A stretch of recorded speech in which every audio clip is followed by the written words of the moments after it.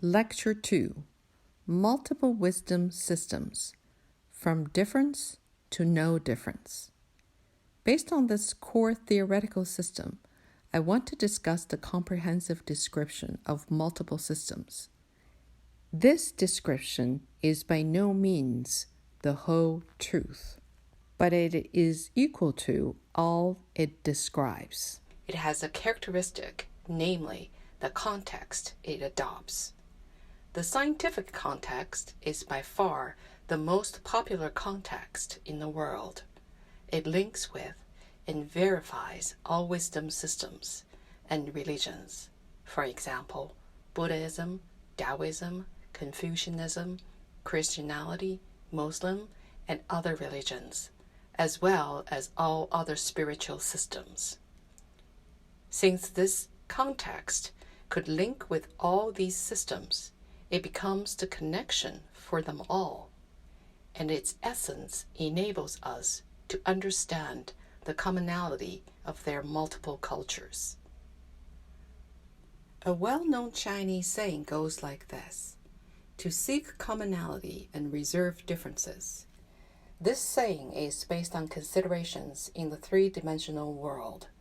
We know that a three-dimensional world is one among the infinite number of worlds from 0 to the nth dimensions, n approaches infinity. When different people describe the same thing, differing definitions of the relevant names and terms create great differences. Let me give you a simple example. When describing the same object in two different languages, very different semantic and phonetic forms might come into play. Those who do not grasp both these languages could not understand them and could not achieve proper communication. For example, the word cup in Chinese language is 杯子. Two persons who do not simultaneously understand the forms in both the English and the Chinese language could not communicate with each other on this topic. Without a common language, a Buddhist finds it very difficult to debate a Christian. Two persons, only one of whom could only speak English and the other could only speak Mandarin, would not understand each other, all because they have their own language system. There are ample examples of our natural culture systems. Let's talk about culture. How should I interpret the word culture? In the Chinese language, we use two words, 文 and 话. 文 is the text, the information, while 话 is the presence or manifestation. Hence, culture is a manifestation of information in the real world. Therefore, the information in different systems makes different cultures, which leads to the diversity of cultures. As human beings, we are often prone to interpret everything and the cultures, links, and connections among them from a single culture perspective. In ancient times, when cultures were gradually taking form, each culture maintained its unique characteristics because of the restriction in time and space. When the unique character took form in each culture in the form of knowledge, it would maintain its description of the universe or a wisdom system, accumulated and passed down through generations. Such a description formed a unique culture system. The uniqueness and the inclusiveness of one culture system are relatively independent of all other culture systems.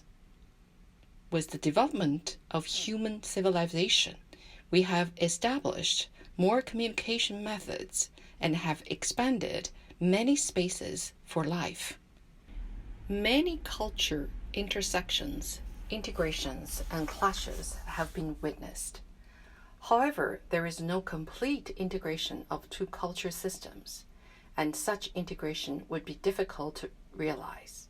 This is because we often view our world from a three-dimensional perspective.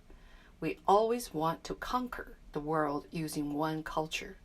The underlying message is that each person trying to dominate the world thinks its culture is the best description of the truth. All religious civilizations on Earth are continually trying to expand their culture territory. Nowadays, the information a person could get access to in modern times is much more than it was in old times. We could get access to the information that accumulated in the entire history of human beings. The information, the people, and the things that an Asian person had gone through in a lifetime could be experienced by modern people in a month. This is an era of multiculturalism for modern people. The West theology culture system appeared in ancient Egypt and the Middle East. Buddhism emerged in India, and Taoism and Confucianism arose in China. All these wisdom systems originated in the same age, the Axial Age. These systems developed with their unique characteristics and continue to be passed on. With the development of human civilization, the clashes, communications, and struggles among the cultures brought forth the major religions in our current world. During these processes, many smaller civilizations appeared and diminished. Today, when we search for the truth, we would be faced with several systems which are being used to describe the truth. Each of these systems is trying to tell one message. There's only one truth. If this is correct, why don't we select the core descriptions in all these systems regarding truth and combine them? With the development of modern scientific civilization and information, we could easily search on the internet and find information on all culture systems in the world. It would be very challenging to summarize the differences and commonalities among all cultures. Even if for only 2 cultures, it would take one's entire life and effort to do so. Therefore, such exploration would be futile. In a 3-dimensional world, the primary approach we could adopt is to seek commonality and reserve differences. While we look for commonalities, we acknowledge the existence of those we disagree with.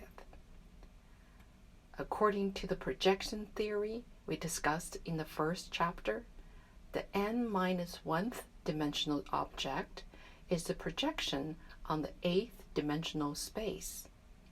We know this through the mechanical drawings of a 3-dimensional object on a piece of paper, a 2-dimensional medium. We use the front view, side view, and top view of an item to project a 3-dimensional object on a 2-dimensional media. This is an excellent example of the relationship between the projection source and the projection in the lower dimension world. However, how many images could a 3-dimensional object have on a 2-dimensional space? Infinite. I'd like to introduce here a concept in Einstein's theory of relativity. When an object moves fast, and when the speed approaches the speed of light, the length of this moving object will become shorter. This gives us an essential inspiration. When we observe an object in a 3-dimensional world at different speeds, the object's shape will differ. Let us also keep in mind that speed is relative to time, as speed equals distance divided by time. Einstein's theory of relativity tells us another concept. When the speed of a moving object approaches the speed of light, time becomes slower. The word becomes is a very critical word. In a three-dimensional space, there are three important variants: the length, the width, and the height are well known in the common knowledge system. However, in a three-dimensional space, there is also a constant element of time, and not merely time, but objective time. In three-dimensional space, objective time with objective seconds and objective minutes is measured and determined by the frequency of oscillation of quartz at the Royal Greenwich Observatory. But according to the theory of relativity, when the speed of a moving object approaches the speed of light, time slows down. This means time becomes a variant.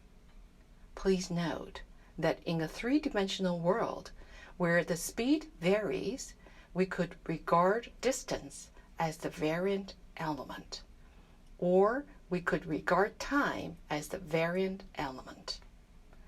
There are possibilities of these two variants existing in a three-dimensional world. The size of an object, the amount of space it occupies, will be different if the time is a variant element. Such differences could be well described in the projection system. This is interesting logic. I have mentioned before that the nth dimension is the projection source of the n-1th dimension, and in the lower dimensions, there is an infinite number of projections from a relatively higher dimension. I have given an example previously about the three-dimensional object being projected on a two-dimensional media. With all information concerning the three-dimensional object equally presented in the two-dimensional media. Further, I want to say that the fourth dimension is the projection source of the third dimension. For the fourth dimension, I say the rule becomes to seek commonality and respect difference. I respect all reasonable existence of space because all projections come from the source. What is the relationship between the projected images? When we look at them with the projection source, we could find the essence of their relationship. If we want to look for their commonalities in the projected images, it would not be meaningful and would waste our time and effort as they're so different. We could only focus our attention on the individual images and the relationship between these images. It is crucial to look for commonalities in a higher dimensional space while respecting the differences in the projected images. Only when we look at the projection source would we be able to truly see the logical relationship between the projected images. I'd like to call the linking of the projected images to the projection source yuan, a word commonly used in Buddhism for affinity, connection, predestined relationship, etc. What is yuan? The Chinese often say there is strong yuan between us. Follow the yuan. What exactly is yuan then? Using the description of the projected image and the projection source makes it easier for us to understand yuan. Yuan is the relationship established in the projection source. We have encountered with many people in our lifetime. We may have a close relationship with some, while limited encounters with others. These relationships have been established or determined in a higher dimensional space. The reason for us to meet today is because the conditions established in a higher dimensional space have matured in our current dimension. Now, it will be easier for us to understand why in Buddhism, the beginning or the origin and the ending are not discussed. The Buddha expounded only on conditional origination, as all comes from the projection source. In the fourth dimensional space, time is a variant element. The beginning and end is the three-dimensional world have been transcended in a four-dimensional space. When time is a variant element, there is no beginning and there is no end. There is no past, present, or future. The measuring of the beginning and the end in a three-dimensional world is meaningless in a fourth-dimensional space. The commonalities in the projection source are the more essential messages. This is why I use the term to seek commonality and respect difference to describe it. In Taoism, this is called earth follows heaven, 地法天. The earth is three-dimensional and heaven is four-dimensional, which is a higher dimension.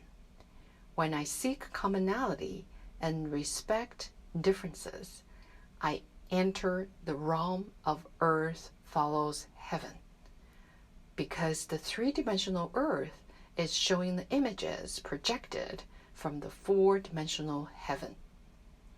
From the fourth dimension up to the nth dimension and approaches infinity, there is a gradual increment of states whereby the states come to summarize commonality and understand difference.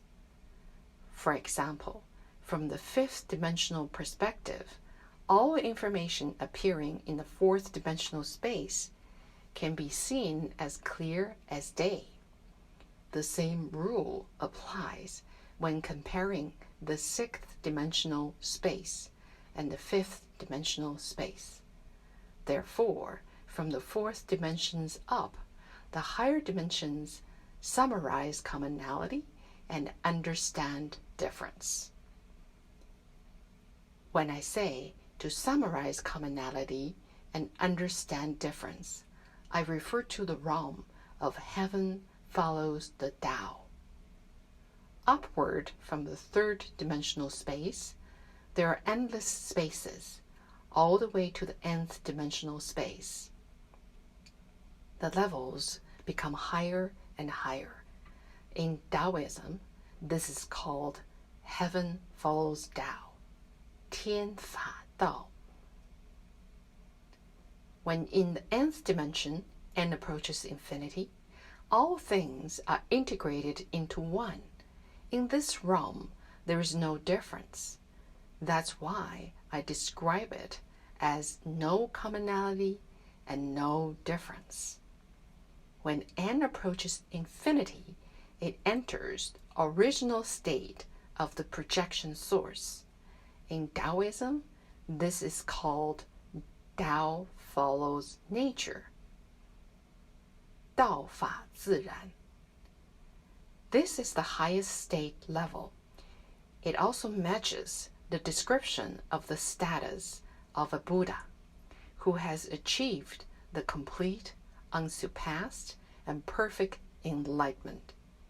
In Taoism, it is called 无极, which exists at any space and any time. In Western theology, it is the unique presence, the integration of all things in one. It is also the omnipresent and the omnipotent. it is the projection source of all things. Because of all these, I say, multiple culture systems or wisdom systems become integrated as one at the nth dimensional space and approaches infinity. Of course, we human beings could use many descriptions to describe different energy levels. However, when all wisdom systems are at their ultimate level, they would be free of any form, and they would all be beyond description by any form. When I truly understand this, I would truly understand Buddha Sakyamuni's words in Diamond Sutra. If anyone says the Tathagata is expounding the Dharma, he would be slandering the Buddha. And also that he who sees me by outward appearance and seeks me in sound treads the heterodox path and will not see the Tathagata.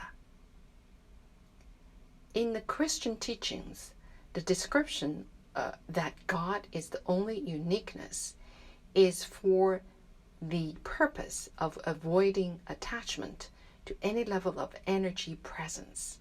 In other words, no worship of idols is allowed. In Islam, Allah is also described as the formless existence. In the nth dimensional space, this is a concept of relativity. In this concept, it is a never-ending state, just like the saying in Taoism, the Tao, which can be described, is not the universal and eternal Tao. We use language or logic to describe the truth, yet the language or the logic itself is not truth.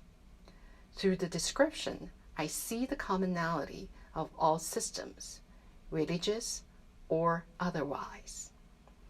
The commonality between our world and the ultimate wisdom realm is the same, and they could verify each other.